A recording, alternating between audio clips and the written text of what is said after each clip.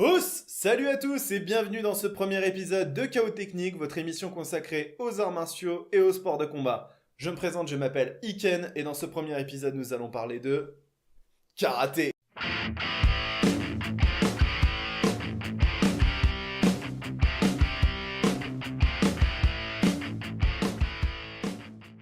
Alors déjà, dans un premier temps, on peut se demander ce que signifie le mot karaté. Ce terme, qui est largement intégré à la langue française, est utilisé au quotidien par des milliers de personnes sans qu'elles en sachent la signification. Le mot karaté est composé de deux kanji, ou idéogrammes japonais, qui signifient le vide et la main.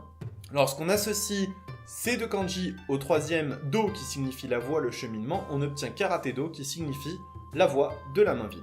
Bon, alors là, il faut savoir qu'il y a deux théories qui coexistent concernant le mot kara. La première, qui va être attribuée au sens vide de la main vide d'armes, puisqu'il s'agit d'une technique de combat à main nue. La deuxième, quant à elle, va être beaucoup plus spirituelle, puisqu'elle va être liée à la vacuité bouddhique, le karaté étant, comme beaucoup d'arts martiaux orientaux, très lié à la spiritualité et à la religion.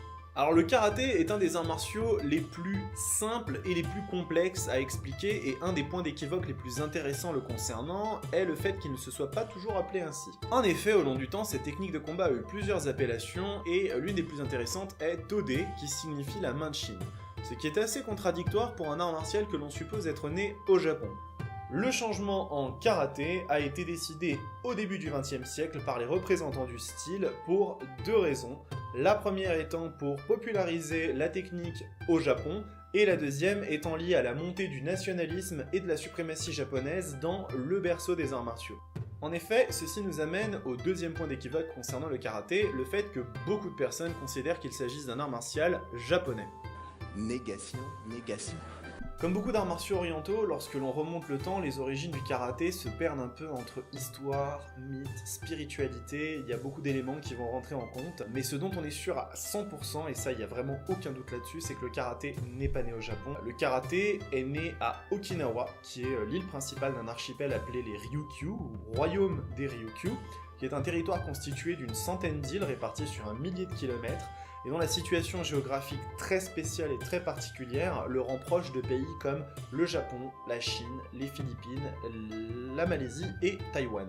Donc ça crée beaucoup d'échanges culturels, d'échanges ethniques qui sont très favorables au développement des arts martiaux, et Okinawa est un terreau très fertile pour le développement des arts martiaux. On peut citer notamment le Kobudo, qui est un art martial typiquement okinawayen, où on utilise en fait des outils de la vie quotidienne, des outils agricoles, agraires, pour se défendre au quotidien. Vous avez sans doute déjà vu ça dans des films, l'utilisation de sai, de tonfa, tout ça ce sont des outils de la vie agraire qui sont utilisés en fait dans le cadre du Kobudo pour se défendre.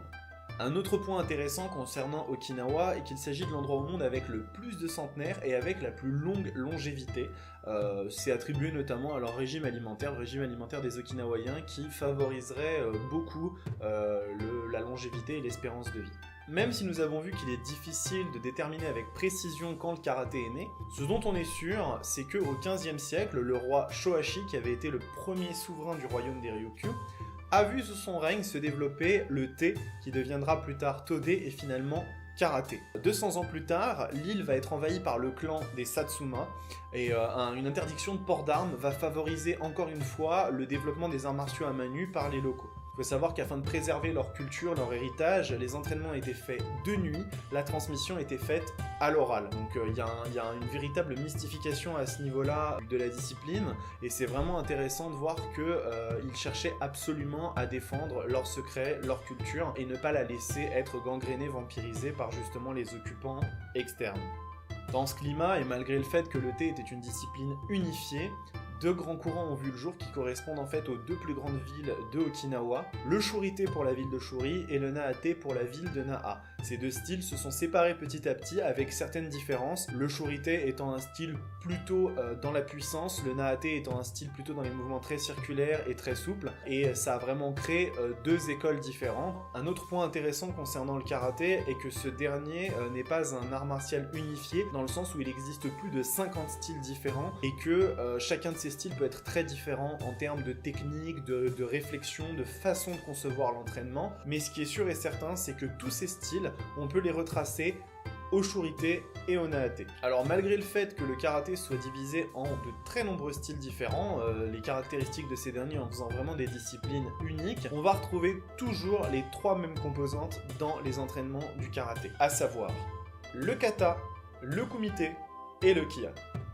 Le kion est un enchaînement de techniques, de déplacements, de blocages qui va s'effectuer la plupart du temps dans le vide afin de créer un mouvement parfait. On va essayer véritablement d'atteindre la perfection du geste pour pouvoir s'en servir après dans une situation de vie réelle, en self-défense. Le kata est lui un enchaînement beaucoup plus codifié de techniques dans lequel on va s'imaginer dans un combat réel contre des adversaires. Et très souvent, cette discipline est celle qui est la plus utilisée pour des compétitions techniques où justement on va être évalué sur plusieurs choses, la précision du geste, la beauté de ce dernier, le côté très naturel.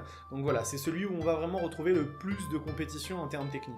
Finalement, le kumite est le combat entre 2 adversaires. Ce dernier peut être codifié et plus ou moins structuré selon les disciplines. On va aller de kumite avec des protections et sans contact sur des styles comme le Shotokan, avec des combats en full contact, frappe totale sans aucune protection dans des styles plus ouverts comme le Kyokushinkai. Du coup, on va conclure cette partie avec un petit point d'actualité. En août 2016, le karaté a été accepté par le comité des Jeux Olympiques comme discipline officielle et donc on va le voir en 2020 à Tokyo, ce qui est plutôt une bonne chose pour cette discipline car ça va lui permettre d'être plus connu et de se répandre à travers le monde. Et bien ça y est, ce premier épisode consacré au karaté est terminé. Si ça vous a plu, surtout n'hésitez pas à mettre un pouce bleu en bas de la vidéo. Et si vous aimez les arts martiaux et les sports de combat, je vous invite à vous abonner à ma chaîne car de nombreux autres contenus vont arriver dans les semaines prochaines. En attendant, je vous dis à très bientôt. Pratiquez des arts martiaux et des sports de combat. Ross!